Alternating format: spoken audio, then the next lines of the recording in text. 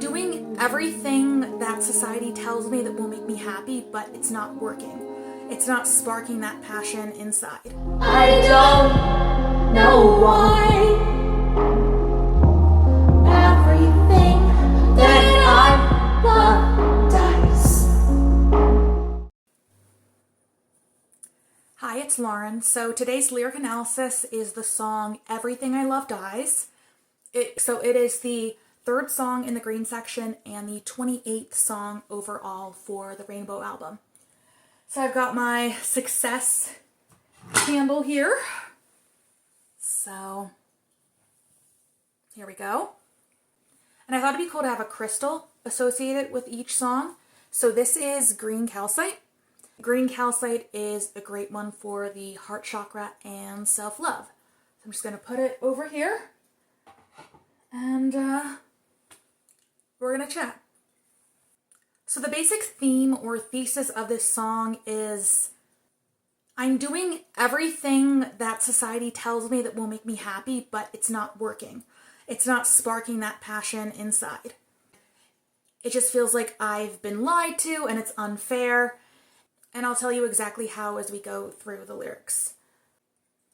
First line, I found my purpose and I worked for it. So I found my purpose and I feel like I'm living that right now. Like I'm recording the songs and doing the lyric analyses and I'm talking about all my life lessons, but in a really like new and unique way through music. And I try to be, as clear as possible. And I think it's kind of unique. This is something that I wanted.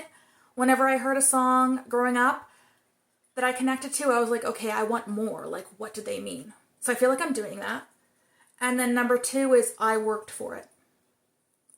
So I've heard that if you're not happy or you're not reaching your dreams, it's because you're not actually putting the work into it.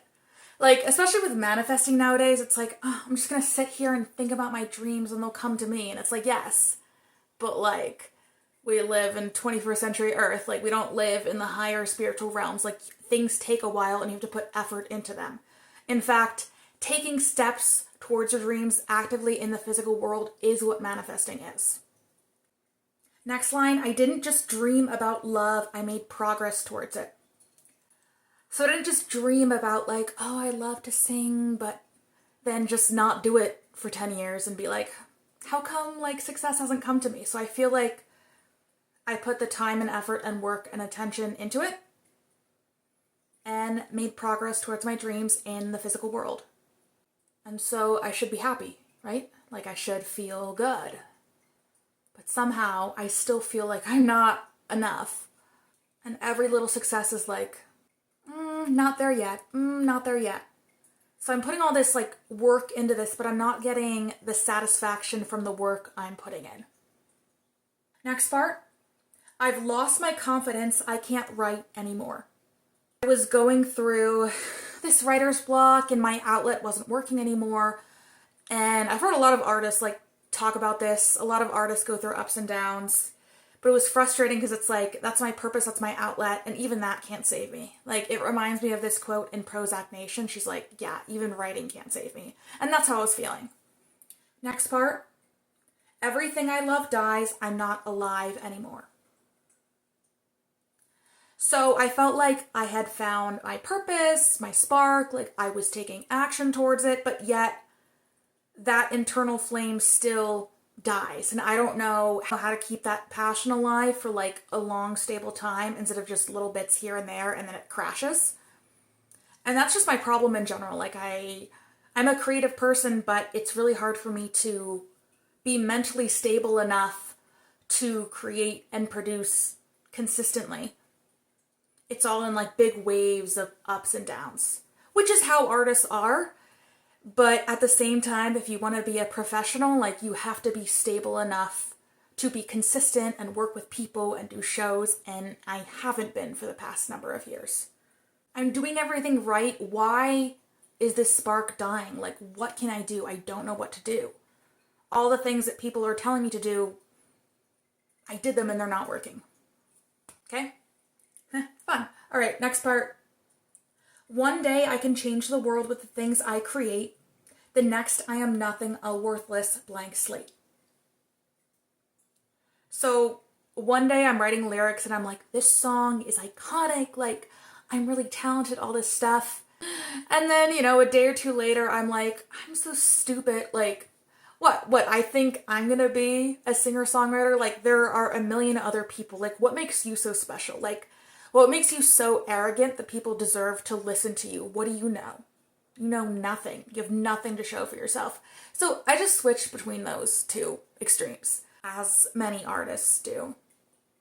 One day I can change the world with the things I create. So I feel really empowered and confident, and then the next day I am nothing, a worthless blank slate, just feeling completely like I'm stupid and naive to even try. Go get a real freaking job. You're not special. Just not nice things, Next part, I don't know why I turn out all the lights. So in this line, I'm trying to take responsibility for my own thoughts and my own beliefs about myself, because I think those are the things that cause me to crash and feel just not inspired. I can distract myself from my negative self-concept for a little bit with novelty or a new idea, but the self-criticism always comes back.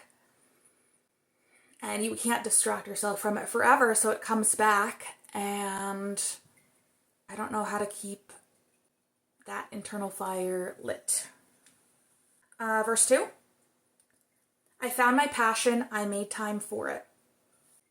A lot of people, when they want to reach their dreams, the reason they're not reaching them is that they're just not taking the time to do them. Simple. And my whole life, it's like, well, if you're just disciplined and you take the time to do it, it'll work out. And I felt like I was doing that, but it wasn't enough. I didn't just dream about love, I took action towards it. I'm doing everything that people tell me to do. I'm taking action. I'm not just dreaming about it, but yet still, I felt like such a failure and a loser. I'm reading all this advice, I'm doing it, but it's not fixing me. Funny. Okay, next part. I've lost my love for life. I can't write anymore. So just losing that spark, that passion, that motivation, that life force, it so quickly goes out. The things that used to help just don't work anymore. For example, growing up, if I watched a video, that would pretty much always help, no matter how bad it was. And then the last few years, even those core coping things weren't working. So videos and then eating would always make me feel better, which, And both of those stopped working. Pretty much even my core things that helped stop working at that point. I also used to switch between activities a lot. I went back to gymnastics, and I switched to aerial silks, and then I switched to film acting, and I'm realizing the novelty distracted me from my negative feelings about myself. Because when you start something new, you don't have those self-judgments because there's no expectations. You're like, well, it's my first time. I'm on the trapeze. I don't have any expectations. I'm just in the moment doing it. But then for me, once I get more serious about something, then the self-criticism starts to kick in because I care about it and I start to care about the outcome. And once I start caring about the outcome too much, I often lose joy in the process. So I know that my thoughts and my ideas are what are turning the lights out. I'm not trying to play the victim here, but also society doesn't tell you how to deal with this. They're just do things and then it'll fix it. No. No. And I'm getting at that point in my skating journey where I'm starting to care. And I'm starting to have more pressure on myself. And I'm starting to lose that ability to just be in the moment because I'm caring about the outcome. And I feel normally I would switch to something else, but I will not do that. I want to keep doing this, but this is a difficult door to go through. And last session was a disaster. I had a really severe episode, like this close to a hospitalization. So,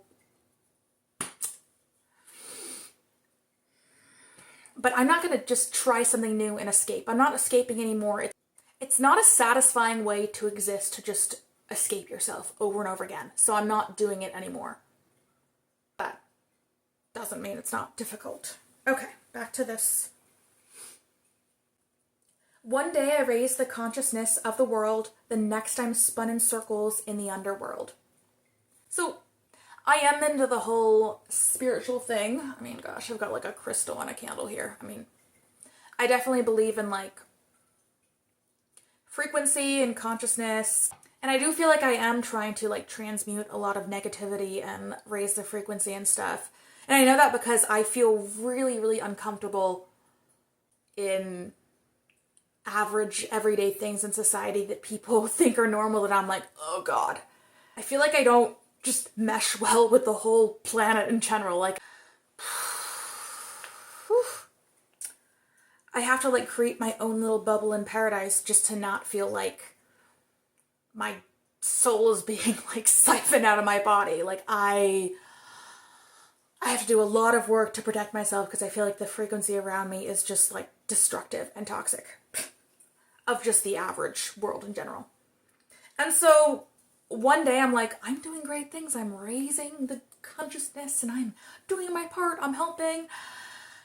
And then the next day I can't keep up my own self-image, my frequency. And then the next I'm spun in circles in the underworld and I lose myself, my identity. I start getting really negative thoughts. And basically the dark side sort of takes over. So just spinning around in hell. Fun. All right. Sometimes I smile at weird times. I'm still working on what my emotions are. I might use uncomfortable smiling to cover up uncomfortable topics. So I'll live with it. Okay, that's fun. Next part. I don't know why everything that I love dies. Well, I do know why. It's because I'm highly critical of myself. But I don't know how to not be critical of myself because that's what my whole self-concept is based off of. And a big reason of that is having undiagnosed ADHD in school and being a perfectionist. I had to be self-critical and my schoolwork had to be sort of almost this moral life or death situation to get enough chemicals to get through it. And also there's this idea that, you know, the harder you work, the more you'll get. So the more I criticize myself, the more success I would get and the happier I'd be.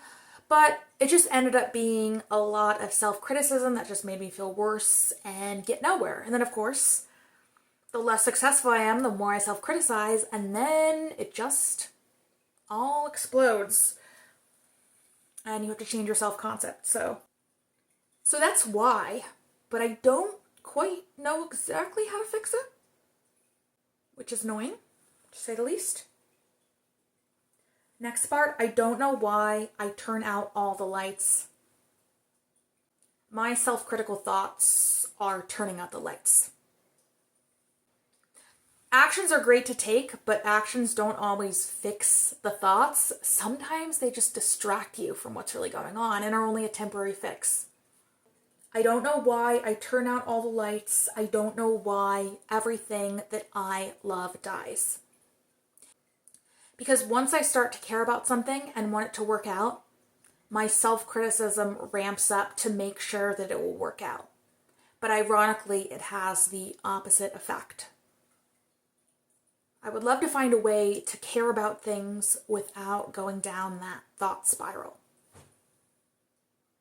And then this last part, I love the sound of this last part and this like unfinished at the end because that's how I felt when I wrote it. That's how I'm still feeling. And it's this last part. It goes, I can't take this instability.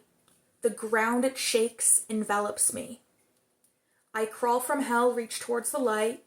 I'm almost there, and then it dies.